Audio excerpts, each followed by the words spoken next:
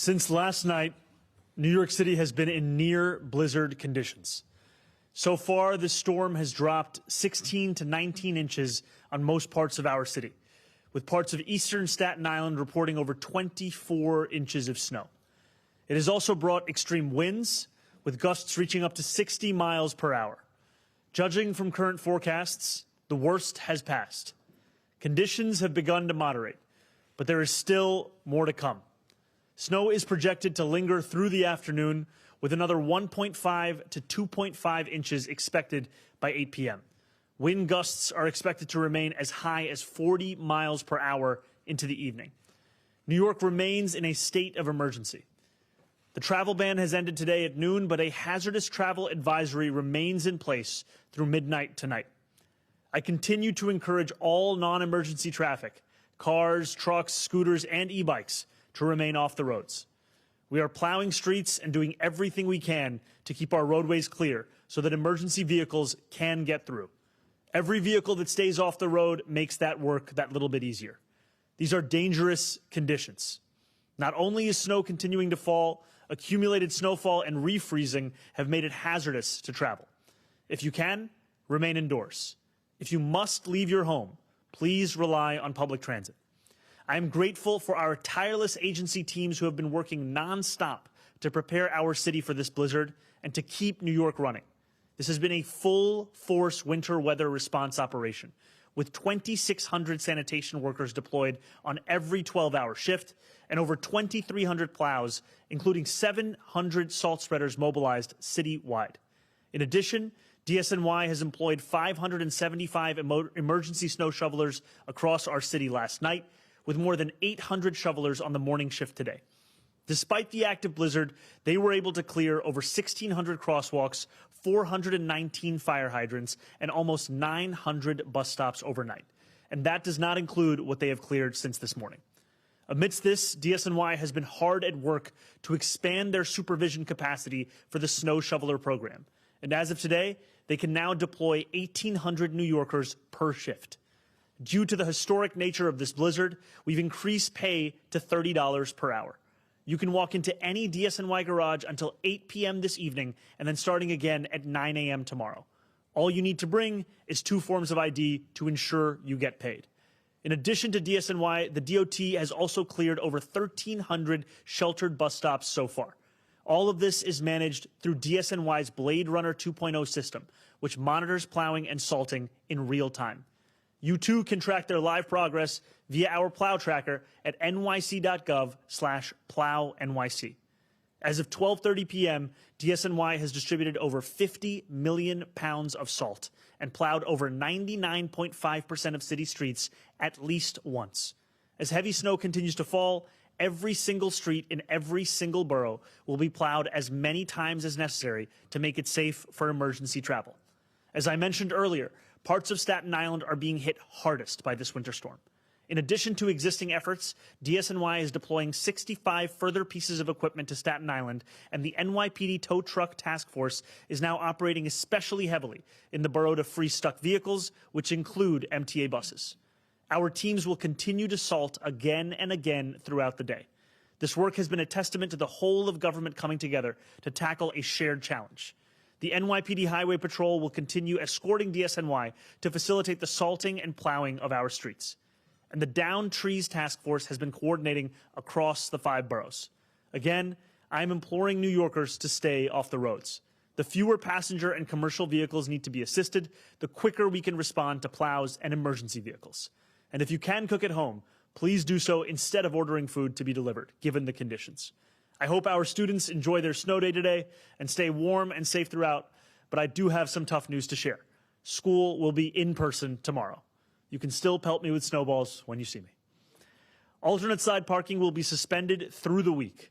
NYC Ferry remains suspended for the rest of today, while the Staten Island Ferry is running half-hour service through the day. A decision will be made on tomorrow's service for both the Staten Island and NYC ferries later today. All public libraries across the city remain closed today.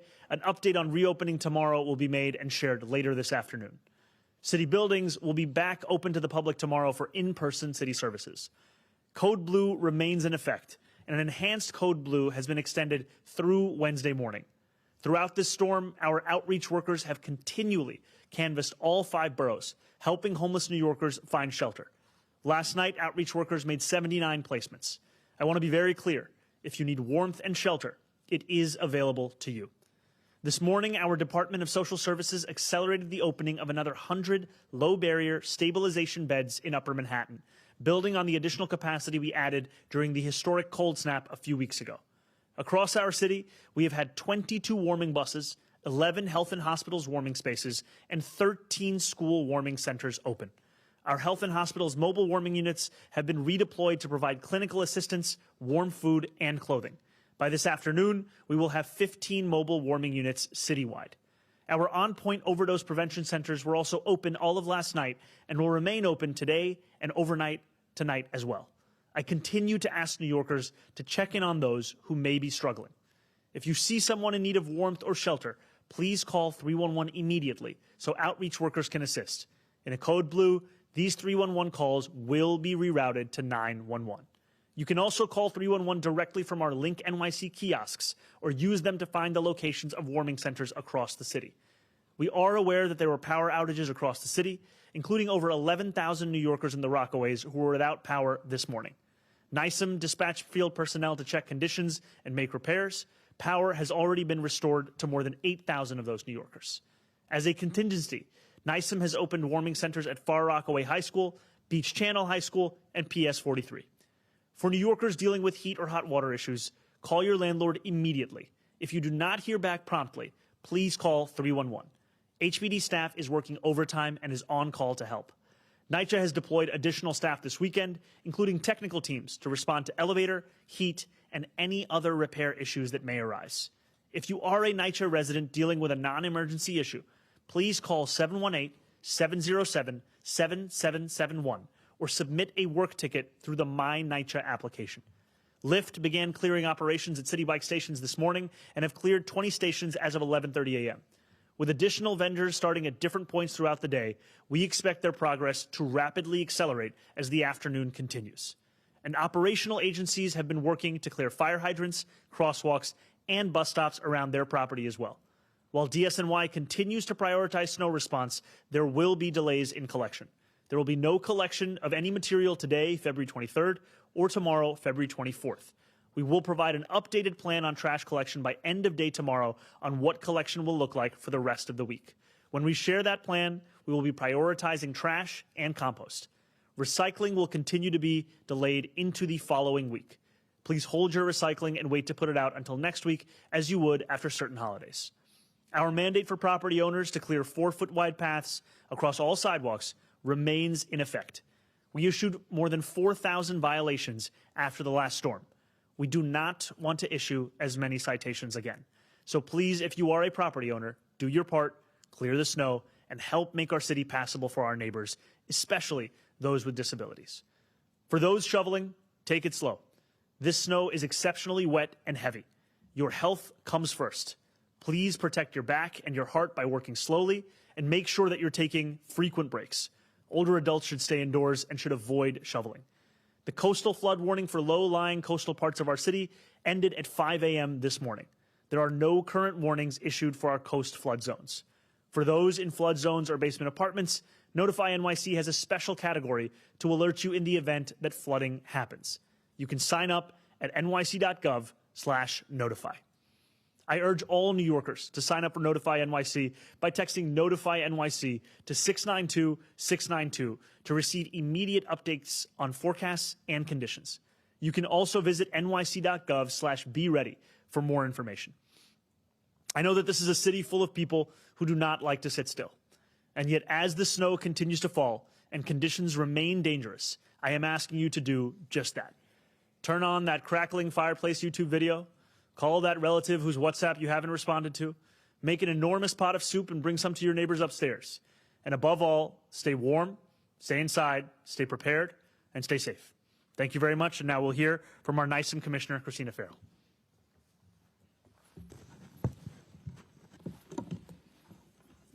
Thank you, Mayor. We've been working around the clock with all of city government to respond to this blizzard. We are coordinating any resources and support needed to get the city running and keep New Yorkers safe. We've been here at the Emergency Operations Center since 6 a.m. yesterday morning, and we continue to work 24/7 on storm response. We have 50 different partners with us here, city agencies like police, fire, parks, transportation, also the MTA, Port Authority, Con Ed, PSEG, and nonprofit partners. We have also activated the citywide continuity of operations plan to ensure essential city services are continuing throughout the storm. We are coordinating with Con Ed on real-time power conditions. Roughly 3,000 Con Ed customers are currently without power across the city. Con Ed crews are working on restoring service. As the mayor noticed, as he mentioned, the largest outage was in PSEG Long Island in the Rockaways. Much of that has been restored, and we do have the 3 warming centers open as long as they are needed. The tow truck task force is activated and has already cleared many disabled vehicles from city streets, including 10 ambulances and at least 1 MTA bus.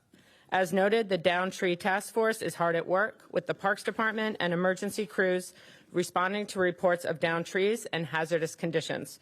We've received more than 300 reports of downed trees so far. We expect more as people start to head out of their homes and report conditions around their neighbors. If there are trees out around the city, you can call 311 and report those downed trees. Our neighborhood partners that are part of our Strengthening Communities program activated ahead of this storm, as they did with the other storms last month, and we have 29 neighborhood networks who are out supporting local response operations. Our New York City Community Emergency Response Team volunteers are activated. They're assisting throughout the city to safely clear hydrants to support potential fire department operations. Thank you once again to all our CERT members hard at work across the city. Our emergency management field responders have been all over the city 24/7, responding to incidents and weather conditions, power outages, and coastal flooding concerns. We are coordinating with the Port Authority on airport status. Flights were suspended overnight, and travelers should confirm directly with their airline for updates. We are keeping thousands of city, state, and regional partners informed through nonstop interagency calls with public and private sector partners and businesses, utility providers, transportation agencies, nonprofit and faith-based institutions, and elected officials. Today is a good day to stay inside or walk within your neighborhood so sanitation and other agencies can keep working on the roads and on other passageways. Please check in on your neighbors. This has been a brutal winter, and it continues to be tough. It's always nice to stop by or call someone to see how they're doing if they need anything, especially seniors, people with disability and medical needs, and family members. We're all New Yorkers, and we'll continue to take care of each other. As has been noted, everyone should be signed up for Notify NYC. Over the last couple days of this storm, more than 45,000 New Yorkers have joined the more than 1.4 million New Yorkers who are already signed up. You can also stay in the know and receive messages in 14 languages, including American Sign Language. We continue to be focused on this storm, but sad to say, there could be additional precipitation as early as Wednesday. So we are also preparing for potential smaller amounts of additional snow later this week. We'll be here working hard for all New Yorkers as this snow-heavy winter continues.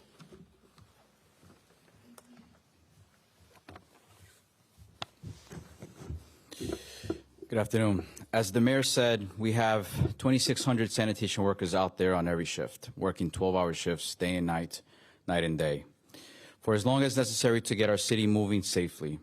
They are operating 700 salt spreaders and more than 2,200 snow plows, working to clear streets, highways, and protected bike lanes from snow and ice so that they are passable as soon as possible. These men and women are assisted by more than 1,400 emergency snow shovelers, again, working on both night and day shifts. Emergency snow shovelers began clearing pedestrian infrastructure last night, far sooner than in previous storms, and they are continuing this work today and in the coming days. Additionally, our partners in city government, DEP, DOT, Parks, and NYPD, are also assisting with snow clearing efforts, and hundreds of pieces of outside equipment from these agencies are out there now alongside DSNY. We are actively employing new tracking mechanisms to oversee the clearing of unsheltered bus stops, crosswalks, and fire hydrants. While these areas are the responsibility of the property owner, we know that the safety of all who use our sidewalks is paramount, and we are stepping in immediately to clear more of the city than ever before. But remember, it is snowing now, and the snow will continue to accumulate on those areas. Fortunately, temperatures are forecasted to be much warmer than they were in the days following Winter Storm Fern, and that will help in snow clearing in the coming days. It also makes our salting operations more effective, but make no mistake, I have been with this department since 1999, and this is one of the biggest snow events I've ever seen. These massive snow totals are coupled with strong winds, meaning massive snow drifts across the city as we plow streets across 5 boroughs. Many of them are covered in snow almost immediately. When the snow does stop falling this evening, property owners will be required to clear a 4-foot path along sidewalks wide enough for pedestrians, wheelchairs, and strollers to pass.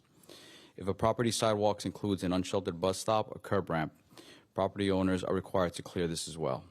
Again, while we are stepping in to assist in this work, we will be issuing summonses after the storm for property owners who do not meet this responsibility to keep their neighbors safe. And as snow gives us a beautiful white blanket across our city, please know that this is not an excuse to litter or to not clean up after your dog. We all deserve a clean city. Finally, New Yorkers should know, DSNY is working to ensure your safety. While the travel ban is no longer in effect, please do your part for yourself and for the strongest by staying off the roads while we continue our operations. If you absolutely must drive, please drive slowly, safely, and carefully. Conditions today may continue to be dangerous. Stay inside, stay safe, and follow for updates on social media or via Notify NYC. Thank you.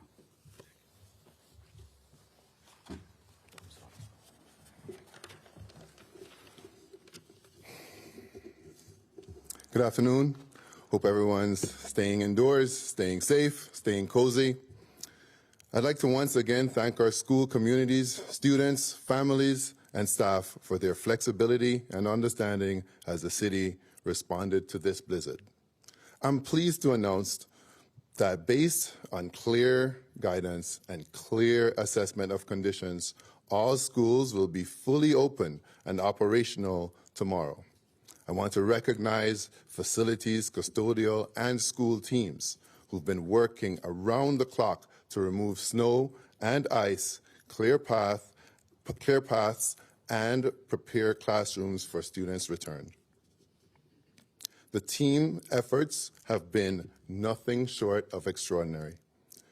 Normal programming and extracurricular activities will resume. The safety and well-being of our students and staff is our top priority, and we will continue to monitor conditions closely. I hope everyone had a good extended holiday break and look forward to resuming my school visits and hearing about everyone's snow day tomorrow. Now, it's okay for you to pelt me as well, but I thank you all for your cooperation. All right, I'm from the MTA, so I don't have to ask to get pelted.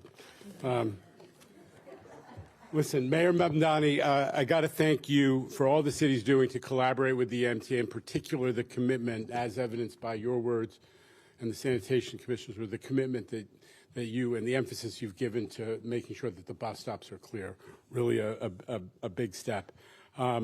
Listen, just like last time, the one constant in this episode has been amazing, which is the MTA workforce. And I got to thank everyone who's been out front on the front lines for the MTA throughout the blizzard. The preparations that all of you contributed to really have made a difference. We do it because New York City is the city that never stops. And we all heard the governor and the mayor rightfully urging to folks to stay inside. But there are essential workers, there are nurses, there are people of all kinds who have to show up to support the response to this weather event. In other places, you can shut down mass transit, and it may not make a difference.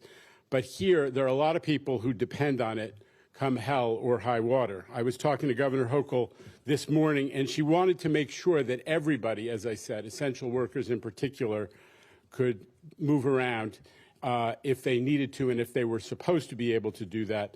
And I'm glad to say that the MTA was able has been able to rise to the occasion. On a day when most New Yorkers rightfully stayed off the streets, observing the mayor's travel ban and the travel bans in adjacent counties, transit picks up the slack.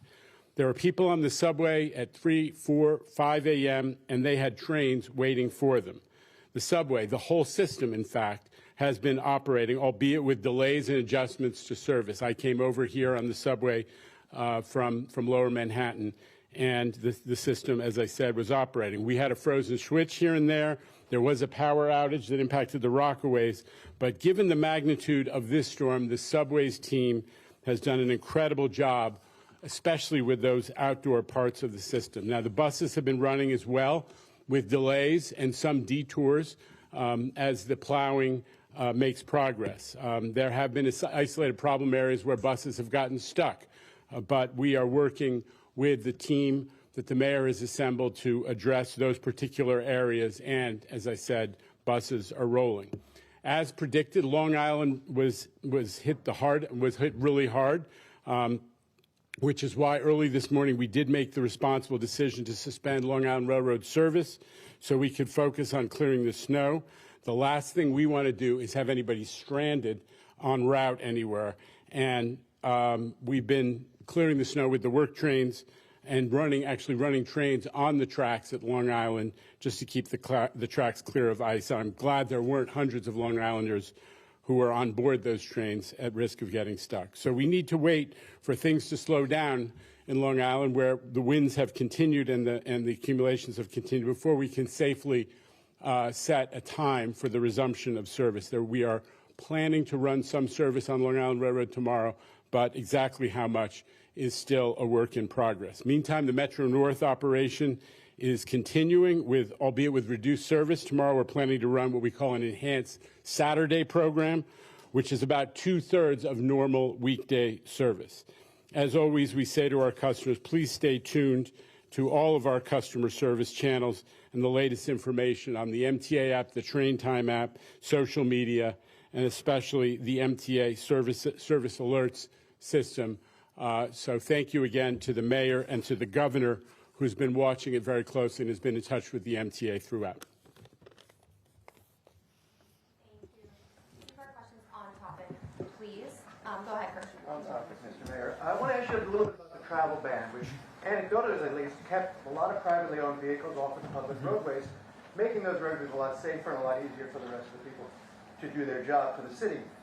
So two quick questions on that. One, why not extend it as Westchester did? And two, have you ever thought about maybe extending that kind of thing to other emergency situations, like where public safety is paramount, like New Year's Eve, Halloween, other big World Cup coming?